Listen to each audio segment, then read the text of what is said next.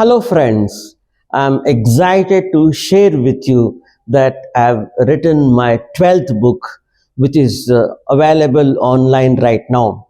But officially, I'm releasing this book on the 1st February 2025 in D. Nobili Hall of St. Joseph's Auditorium.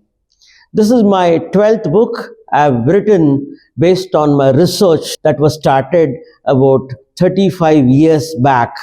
And I've worked on almost all the lakes of Bangalore city.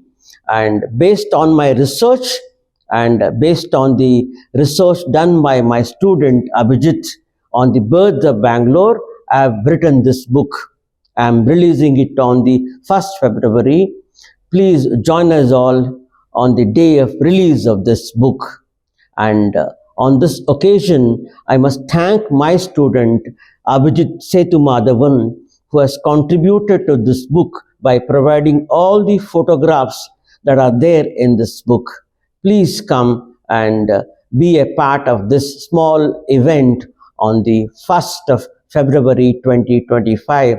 Please come to St. Joseph's University.